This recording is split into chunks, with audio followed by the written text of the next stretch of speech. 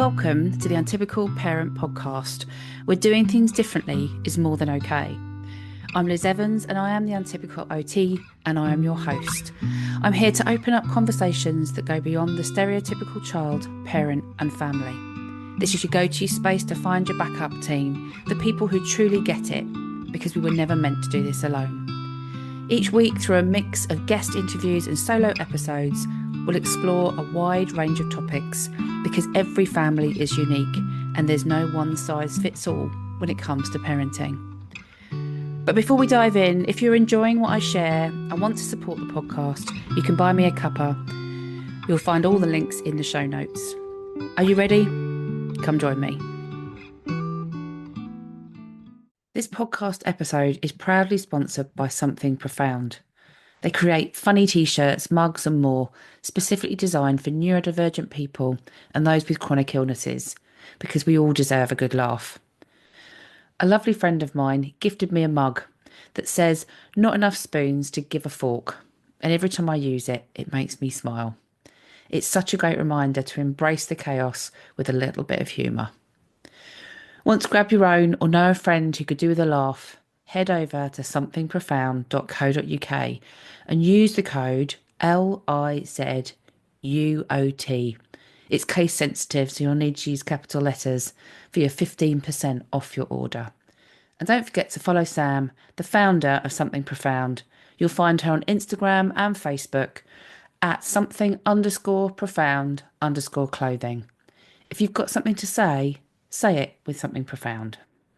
Today on the podcast, we've got Nicole Bateman, former teacher, mum of two, late diagnosed ADHD, and host of Conversations with a Send Mum podcast, is on a mission to make the world a more inclusive space for kids like her son, who is autistic and has epilepsy.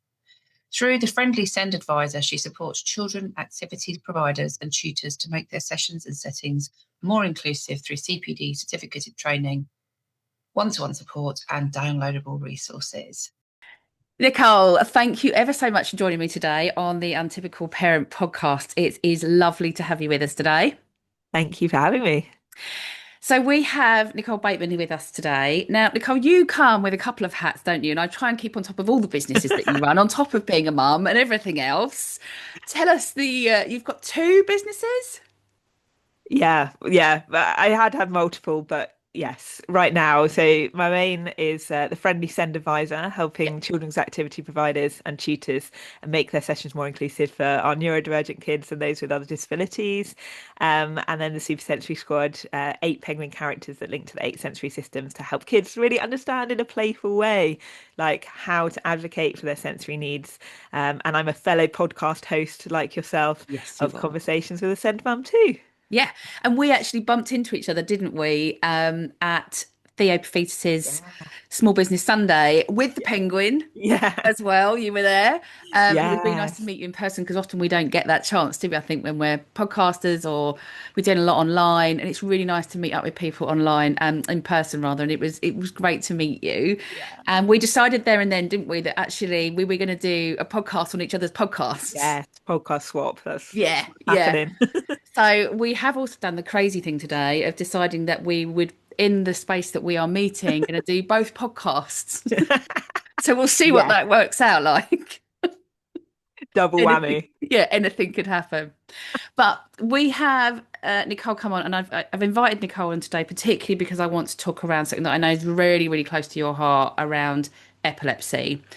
We're going to top and tail the podcast with our usual, because that's what my listeners will be used to, the usual questions, but we're going to have a really a good in-depth chat about epilepsy because it's something that I know I would like to know more about, and I know is your special area of interest for personal reasons as well as kind of work as well. So we'll kick it off like I always do with all my podcasts is, Nicole, are you the perfect parent?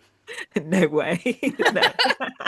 I mean, does anyone say yes? Do you know what? We have had a couple say yes, but then they laugh hysterically afterwards. So I presume it's sarcasm. I will let them off. Yeah. Absolutely. No, you try your best, don't you, with what you know, and then you adapt and you see what happens. Each day is different, isn't it? Absolutely. I think that comes out in nearly all the podcasts that we've done that actually, even when you think you've got it pinned with the same kid, like 2 days later it doesn't work again. So No, it's constantly having to change and adapt. We must be the most adaptable people in the whole world, additional needs definitely. parents. We just Yeah. must be. Yeah, you have. You've got to first of all change from the traditional parenting paradigm that you maybe have been Yeah. brought up with, first of all, but then it's every day, like this morning, for example. So my son's very anxious at the moment. There's transition coming to new school, not new school, new class. So therefore his eating is getting more restrictive. He's very sensory sensitive in his mouth Mm. and all of that textures. So this morning he actually had crisps and breadsticks for breakfast because Yep. I was like, you just need to. We tried a few different things, like, and no, it was always spitting out because I was like, yeah, he's anxious, he's heightened, he's not going to do that. So therefore, yeah, crisps and breadsticks. And is that a standard breakfast for, or what I thought I'd be giving my kids for breakfast before I was a parent? No, but needs must. Like he needs food, Good and then enough. yeah. Yeah. Do you think, have you always had that confidence, Nicole? Or has that kind of come that you've kind of developed that as you've grown as a parent, I suppose, or learned as a parent? Yeah, no, I didn't always have that confidence for sure. Like it's growing, it's knowing, it's understanding, it's trying to I'm very much a people pleaser. I'm sometimes a bit of a like I'm like a change maker, so sometimes I don't mind ruffling feathers if I'm standing up for what's right. Hmm. However, generally I will try and follow the rules as well. So it's a bit of a mix. Yeah. And so therefore, I would be thinking, oh, what's someone thinking about this or everything like that. Whereas now I'm like, no, we've got to do what's best for our kids. And if someone's going to judge me, let them. So it's very different from where I was 4 years ago Yeah. after, my son had his first And did seizure. that So just come with time, Nicole? Or did you have to make a conscious effort to do that? Or did you learn it somehow? I think time does help because when you Mm. learn more about your children and their specific needs, you know that you have to be more flexible. And so, therefore, understanding them, understanding why, for example, he's spitting out his food, not just because he does spitting food out, it's because of the sensory sensitivities that he literally, that texture, he is rejecting it and gagging from that. Yeah. So, Yeah. therefore, before I knew about different sensory things, maybe I would have viewed that differently. Whereas Yeah. now I'm like, no, it's literally, and so trying to then tell others about that, and so now, I different people get it. It takes longer for some people to really come round to those Mhm. ideas of this is why he's doing that, not because of this, for example, especially with food. But yeah, it's just about advocating as well to others. So therefore, Yeah. that makes you feel stronger in what you're doing and being able to advocate. So I think time, but also knowing you have to advocate for your child with everyone else. Yeah. Yeah. Yeah. That helps with that strength and Yeah. understanding there too. And I think it's the confidence, isn't it, that Yeah. comes with that. Once you get the knowledge, Yeah. then comes the confidence, doesn't it? I think, and a lot of the time, as additional needs families, we're learning on the job. Yeah. I mean, I think as every parent learns on the job, Yeah. but I think in additional needs, we end up going off and researching and reading and having to become experts in our own kids. Yeah. And then I think sometimes with that extra knowledge will come the confidence, but it can be really tricky, that confidence, especially if you're not naturally a confident person. Yeah, yeah, absolutely. It's like, for example, when my son was first at school, there was a teacher that said, "Oh, he's being rude. He's putting his hands over his ears." And at that point, because that was very at the start of the journey, however many 5 years ago, Mm. um, and I thought maybe, he might be autistic, but I didn't fully know, or I didn't fully know as much as I know now. And I was kind of like, I asked him, why were you covering your ears? And he said it was too noisy. And I then relayed that to the teacher the next day to say, oh, he was covering his ears because it's too noisy. And she was like, no, it wasn't. And I was like, I was a bit scared of like, oh, Yeah, yeah, yeah. okay. I was really like intimidated. And I didn't say anything. Whereas I'm like, now I'd be like, right, no, it may not be loud for you, but it was loud for him because he's Yeah. auditory sensitive and, you know, and all of those things, I'd be like, bam. Whereas at that point, I was like, okay, Yeah. like, Yeah. And I I think it's what wasn't as it confident. goes back, doesn't it, to your experience at school. You know, and I was at school was well behaved and I didn't cause a problem. And Yeah. if a teacher said do something, I was doing it, but I kept my head down and didn't really, cause much of an issue really. And I think Yeah. I was similar to you that if a teacher was telling me something, I'd go, yes, that's fine. Yeah. Okay, bow down. Yeah. Whereas as you get more confident, you learn and find ways that you can go, actually, and we don't have to do it in a rude way. We can do No. it in a a curious and conversational way, but Yeah. sometimes that's easier than others with some teachers. But Yeah. yes, those conversations really help. Okay, so moving on and thinking about epilepsy. So epilepsy obviously has a big impact on your family. Yeah. And I say that with purpose, as in impact on a whole family, not just on your One. son, obviously, because it does have a wide-reaching impact. Um, Can you explain to us and talk to us a bit about epilepsy and maybe how that kind of shows up in your family, Nicole, and for you as a family? Yeah, absolutely. I mean, going right back to the start, before my son had his first seizure, when I heard the word epilepsy, I would think of flashing lights, like strobe lighting, Hmm. and shaking on the floor. That's what the stereotypes that Yeah, came to mind. And I think that's what society, that's often what's shown in films or shown in different things like that. yeah. But actually, there's 40 different types, over 40 different types of seizures. Like, Wow. yeah. And so that shaking, the tonic-clonics that come to Yeah. mind, that's one type of seizure. And so that is quite, I was like, oh wow, because he didn't showcase in shaking. He didn't shake. For his first seizure, there was no shaking. So therefore I was like, what is going on? It wasn't the typical. He actually went really rigid, which is the tonic part is Yeah. rigid and the clonic is the shaking, the convulsing. His color drained. He was in a bath, and he was so rigid on one side. It was really hard to get him out of the bath. He was really shallowy breathing, so I wasn't sure whether he was breathing or not at that point, and he was totally out of it. He was just staring, and I couldn't get through to him at all. So we put him in the recovery position, and we called an ambulance That must have been because so scary. yeah. Yeah, yeah. I was like, what is happening? Because this wasn't what I Yeah. would have pictured as a seizure. And was he very And young at this point, Nicole? he was 4 at this point. Crikey. Yeah. Okay. So fun bath time with his sister, Yeah. like it just turned into like, and that's, my nervous system just went, "Ugh," and that's Yeah. that's the moment that I've been on high alert, for 5 years really, coming in July.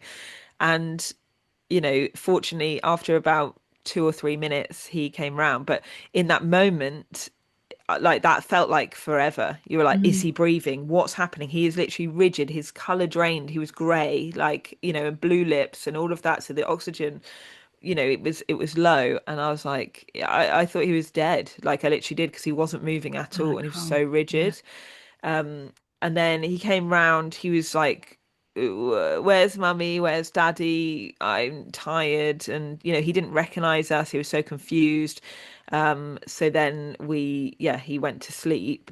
And then the ambulance came, etc., etc. But, Mm.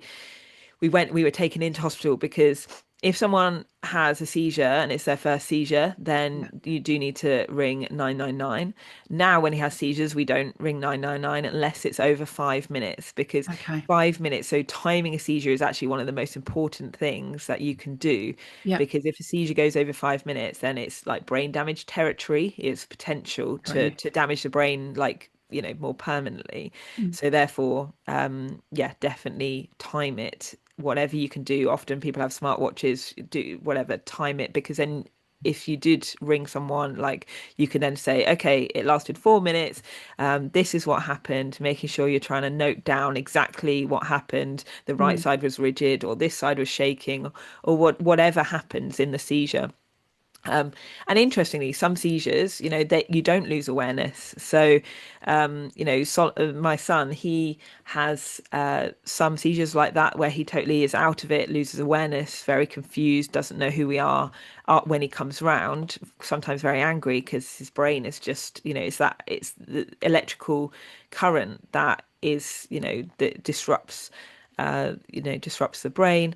Um, and but sometimes he has seizures where he is fully aware. So he Right. has focal epilepsy of the temporal lobe, and the temporal lobe, with my hyperfocus on that, that's in charge of, that's where the limbic system is, which is like your emotion Yeah. center. So therefore, some of the things, that confusion, that anger, some of it with temporal lobe is quite trippy, like as in visions of different things and feelings of fear, doom.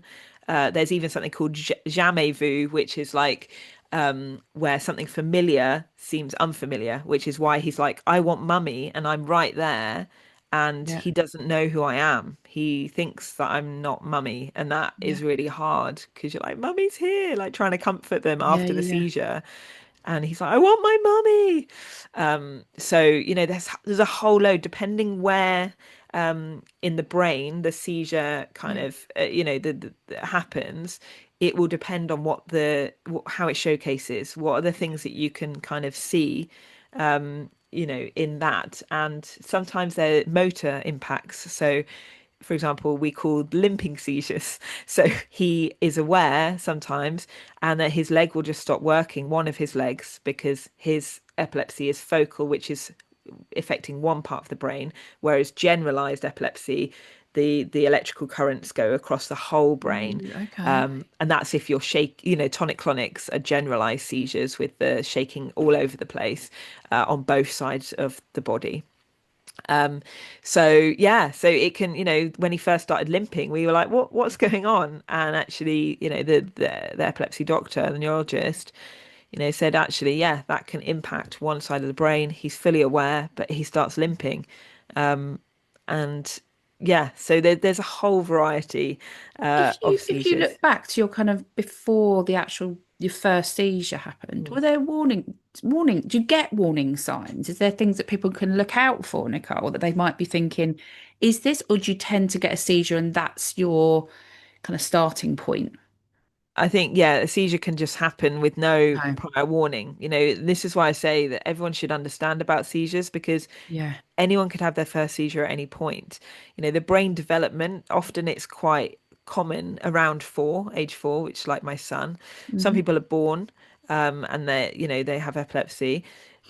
Teenage years is common because of the different hormone interaction, and also in their 60s. So some people go their whole life and then they may have a seizure and get diagnosed with epilepsy in their 60s. And do they know what the link is with the 60s? Is it again something to do with hormones? Again, yeah, well, and the brain shifts, I think, Okay. generates a bit, I think, and stuff like that. Yeah. So that's why I mean, it can happen at any age, but Yeah. those are often common kind of first seizure times, Yeah. with that. So it's first, the key things is obviously making sure that they're safe. There's a number of myths that I like to bust because, Oh, let's people, bust them, Nicole. yeah, What are they? people say, oh, they can swallow their tongue. Yeah. That's like physically impossible to swallow your tongue. So therefore, do not ever put anything in anyone's mouth when they're having a seizure, because some people say, oh, put the spoon in to stop them swallowing their tongue, etc. That's wrong. Like, do not put anything in their mouth. Someone might bite their tongue, and Yeah. therefore, and there might be like, some saliva, extra saliva, etc., that looks like that kind of foaming type thing in some people. However, they can't swallow their tongue, and the blood, that is just might be because they might have bitten their tongue at Yeah. that point. Yeah. So that is a massive myth. And triggers wise, it's not just flashing lights. Only 3% of people with epilepsy have photosensitive epilepsy, so therefore are impacted by the lights. Only 3%. That's tiny. Because if you'd Yeah. asked me, I'd have said Yeah. that's one of the major things I need to look out for and be really Yeah. mindful of. But actually, that's really small at 3%. Yeah. Yeah. So general triggers, I mean, for my son, baths triggered, and they continue to, and actually, interestingly, we found out, more about his type of epilepsy. And actually, that is something, it's like a reflex seizure to a certain thing, like a bath, and then the reflex is to have a seizure, and it could be anything. Some people have a reflex to rubbing the towel, or doing their nails or things like that, with this specific type of Okay. linked there. But common ones are stress, anxiety, Yeah. excitement, illness, all of those things that dysregulate the nervous system. Mm. And my son very much, Christmases until this year, he would have lots of seizures at Christmas. And birthday parties, he'd have a seizure because he's so excited. And this is why, I looked into that emotional and sensory regulation. And this Christmas, was the first Christmas where he didn't have any seizures, which Brilliant. is like a massive win. And it's because we've been working with the Supersensory Squad, with the Friendly Send Advisor, trying to work out what triggers him, Yeah, yeah, and yeah. then what regulates him. So that's Yeah. why, I mean, you as an amazing OT, this, like, Yeah. that sensory regulation is so It's the, important, it's the key. Yeah. like so key. And I'm like, wow, I can't stop his seizures. Unfortunately, drugs aren't working to fully control them. Okay. Like in 30% of people with epilepsy, drugs won't control seizures. So Okay. therefore, they will always have seizures because there's no cure. But I was like, I can impact the triggers. Yeah. And that's why I deep dived into that emotional and sensory regulation, because Yeah. and it's worked, like it's helped him. Like, so, It's so amazing, isn't it? The yeah, impact our central nervous system can have yeah, on our well-being, our brains, yeah, everything, that mind, body, brain connect. It's just amazing. It's yeah, one of my kind of areas as well that I can go into and get really yes, geeky about. yeah, But it is brilliant. But talking, I suppose, about epilepsy, and people might be thinking, oh, why are we talking about that on the podcast and thing? But actually, Nicole and I were chatting before, and what made me be really interested to talk to Nicole, apart from all the other brilliant things that she does, um, is that I'd come across a group and a population that I was working with in a school, and had noticed that these children, autistic children, were um, developing epilepsy in their that kind of puberty type age, and it had been nothing I had been made aware of. I didn't realize, and actually we were chatting just before, weren't we, that actually there are some links. yeah, So can you tell us a bit about that? Because I suppose we never know as parents, like you've just said, actually, whether they're neurodivergent or not. yeah, Actually, at any point, somebody yeah, could develop epilepsy. So yeah. it's a really important thing to be aware of. But could you just chat to us a bit about the links, Nicole? Yeah, yeah, absolutely. I think, there is a strong co-occurrence, like as in the fact, not that everyone who's autistic will have epilepsy, or everyone, Yeah, or either way, not at all, but a large you are more likely to have epilepsy if you are autistic. I can't remember the exact percentage compared to, like, or ADHD, etc. There's a lot of co-occurrence there, and I see a lot of like crossover in the way, because epilepsy is more than just the seizures. mm, It's about that altered brain activity. 50% of people with epilepsy have altered brain activity all the time. So you can see, if you had like an EEG on yeah, which is the wires on the head. So for my son, he has that altered brain activity all the time, not just when he has a seizure. 50% of people don't, but therefore his processing, his, different thing. There's a lot of crossover with, the fact that he's autistic, and also that he has epilepsy, in the way that his brain processes things, yeah, and and different things like that. yeah, And because, yeah, the different wiring in the brain and things like that. And also with a specific type. So a lot of, epilepsy is actually genetic. Some will be impacted by, for example, head trauma, etc. But a lot is actually in the genes, or an unknown kind yeah, of cause. And with my son, it's linked to the genes, and with his specific type of genetic syndrome, there is that co-occurrence of global development delay, autism, ADHD, and epilepsy is very common. as Okay. co-occurrences. Yeah. And Yeah. so he is autistic and has epilepsy. He doesn't have ADHD or global development delay, but there's a lot there. And with him, the synapses of the brain, which is like, sorry, this is why I'm like, this is the hyper focus, but some people might find it interesting. Yeah. The protein that codes for the synapses, which is like the pathways between the Yeah. neurons in the brain, um, that is altered. That gene is altered that makes Yeah. the protein, which so it makes total sense to me that wow, okay, so if the synapses, the different gateways, whatever between the neurons, is impacted, then that he could have seizures, but also that his brain, with processing certain things, Yeah. etc., Yeah. etc., Yeah. can be impacted. Yeah. So, there's so much we don't know about the brain, like so I'm much. like you, Nicole. I can really Yeah. geek out about the brain, and it's one of those things that I think, oh, everyone else is reading like books, and Yeah. I'm having a look at what about the brain, and all the time I'm Yeah. thinking, I wonder how that works. That must be, Yeah.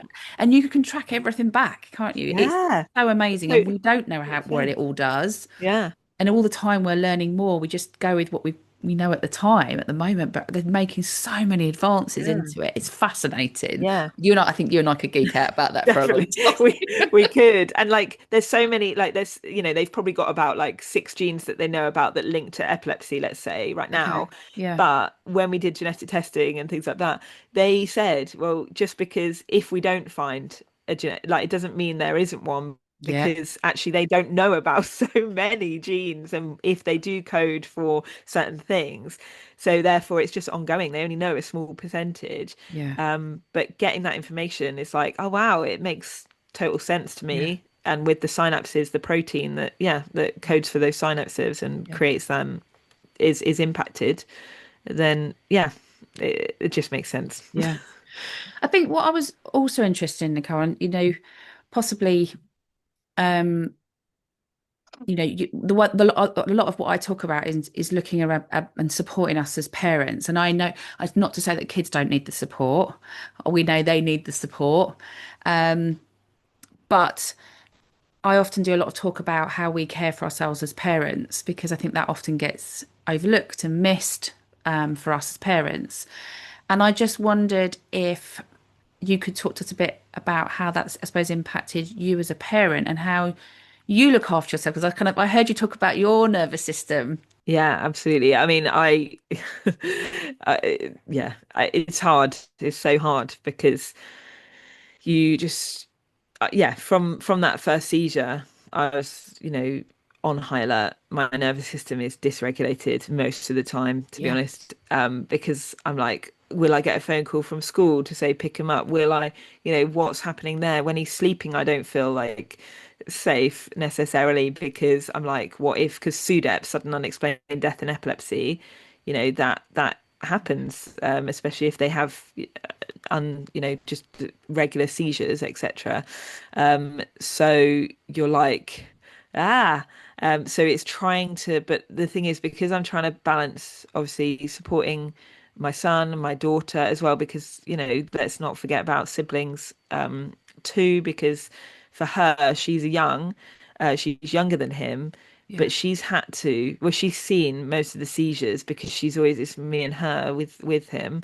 And she worries, she's anxious about him, she's thinking about him and thinking, oh, when is he going to have an next seizure? So her nervous system is also like on high alert, and Mm. she's so caring and so lovely. She's also a wind-up merchant at times, but she just is absolutely, she understands it, she gets it. Yeah. She helps other kids like in her year group who have epilepsy, who are autistic, and everything like that. She supports them because she totally gets it. But it's hard, especially on a little nervous system.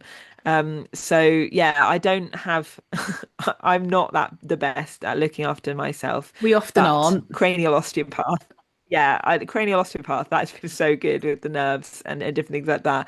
I pray a lot. I'm just like, I can't deal with it. I can't control things. I want to be Yeah. able to control things. When you feel out of control, you feel helpless as a parent. Yeah. However, with epilepsy, because it's so unpredictable, it's constantly changing. Some seizures have caused writing regressions, have caused reading regressions, that it can just be such random. Like I said about that limping seizure, it just started one day, and you're like, where's this come from? And other times he's fully collapsed, his legs have just given way, like both of Yeah. them, and you're like, this is all new, and so you've got to be reactive.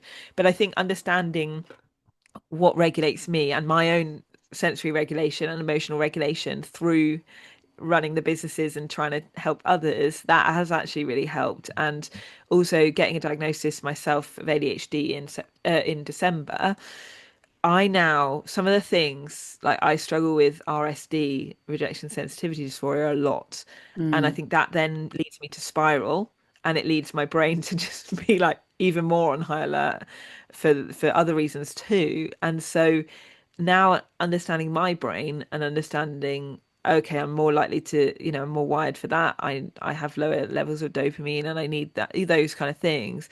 All of that understanding, like you said before, knowledge, having that knowledge and understanding of why, or things like that, I think does Mm. help. And it's an ongoing process of trying to make sure that I do find things that help me to regulate, because if you do find it, don't you? If I'm dysregulated, then I'm a worse parent Yeah, yeah. and less patient. So, Yeah, but so equally that's why what hard you to do. do. I think we're wired, aren't we, as parents, to make sure that our kids are safe. And I think, like you said, Yeah, when you're constantly on your high alert, because actually there's something that happens for your son that actually you have no control yeah, over, that makes things even more difficult to look after ourselves yeah, because our focus becomes all about our kids, as that's what we're there for as parents.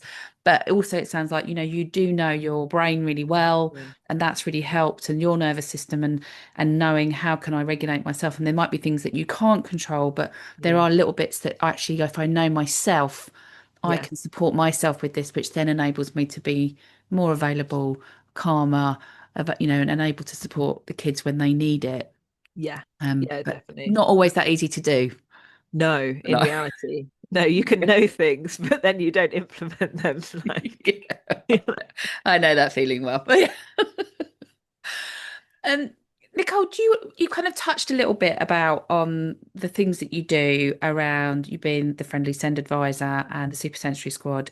If people want to find you, or the things that, what do you actually kind of help people do? Well, because they might be listening to you thinking, actually, I'd really like to reach out and find and know a bit more about Nicole. Obviously, we'll put some stuff in the show notes. yeah, I'll put some stuff in there. It'd be really great, actually, as well, if you could give us some links about epilepsy and where people could yeah, find more information. We could put some links there for people if they're looking for that. But on a more kind of general basis and what you do as a job, yeah. do you want to kind of just to give us a quick synopsis of what you do, and then just where people can find you and what you're doing at the moment? Have you got anything new coming up? Obviously, we've got another back Yeah. podcast, but anything around that you've got going on at the moment? Yeah, so I mean, everything I do is the stems from the core mission of trying to make the world a more inclusive space for kids like my son. Yeah. I think many of us, like you, Liz, Yeah. we're doing these things because we want to make it better for our kids Yeah. and other families and all of those things. So we share that, share that mission. Yeah. Um, and so then you look at it and you're like, right, there's so many different ways you could go about that. And that's why it's good to link up with other people, because you can't do everything, but you Yeah. can like piece different things together. So with the Friendly Send Advisor, I decided actually go for the children's activity sector and tutors. And because sometimes our kids miss out, I did another podcast swap with Neuroshambles Yeah. as well. Look 'em And up. Yeah. we talked about hobbies, and we talked about how it's tricky sometimes to be able to have places where you feel like your child is safe, like, and that people understand their brain and understand the nuances and all of those Absolutely. things. And so I was like, right, I can change that. I can go and offer training and things like that. So yeah, I do like online and live training for different children's activity providers and franchises. I've worked with drama schools, I've worked with holiday clubs, I've worked with toddler classes, I've worked, with French and Spanish tutors, like a whole variety over the It's last so 9 months. important, isn't it? Yeah. Because even when I think from my son's point of view, is that we never used them. I No. never used any kind of I mean, he's not in school now, but even when he was in school, we never used the activity stuff because he couldn't access them. Yeah. They were so stressful. Yeah. And there was part of me as well that I didn't feel he was safe in those environments or that they Yeah. understood. So Yeah. he just stayed at home. So he's never had those opportunities to go and mix and try new activities. So for me, when I hear you talk about that, I just think, Yeah. oh, how amazing that it just makes things more accessible for our kids. Yeah, yeah, and that's the whole point, and that's the reason, Yeah, And so yeah, just CPD certified a training program that's currently running at the brilliant. moment. That I've got like 12 amazing activity providers that will then get my seal of approval for. I said to them, look, you get this, and I'm like, it means that I trust you with my son, which is like a massive thing. That's huge.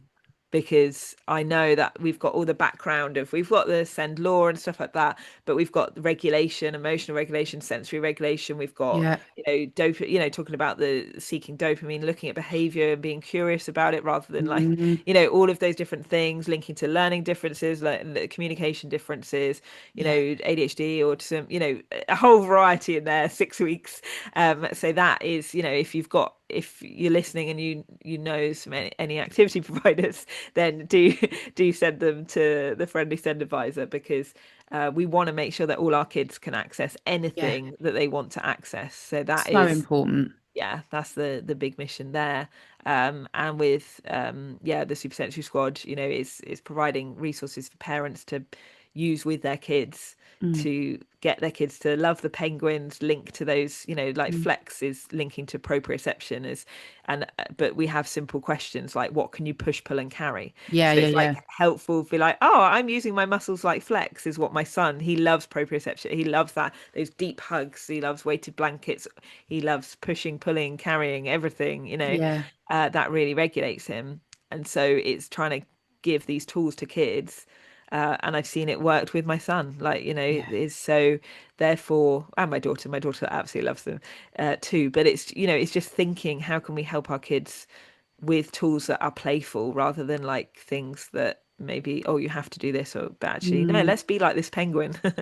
um, It's all about pulling the kids in, isn't it? yeah, If we try and do to the kids, it's never going to work. And actually, no, those kids grow up to be adults, yeah, and they've got to learn about their central nervous system and how to yeah, support themselves. And it's not just oh, if we do it when they're little, it won't be a problem in the future for them.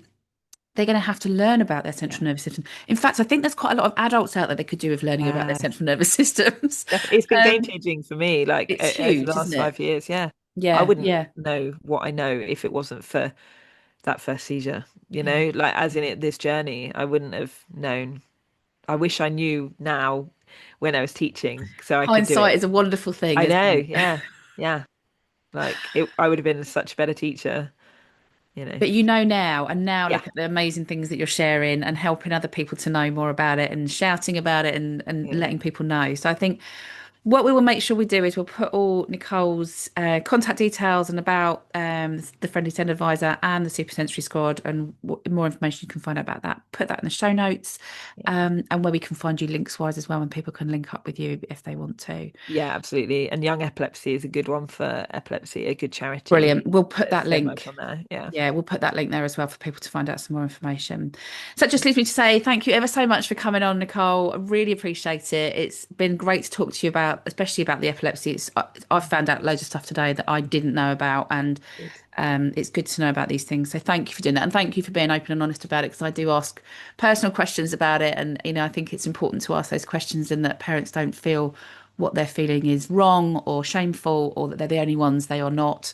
Even us as professionals doing the Yeah. jobs that we do, we're still finding a way through it. Yeah. So We still thank you ever learn so every much. day. Yeah, absolutely. So thank you ever so much for coming on.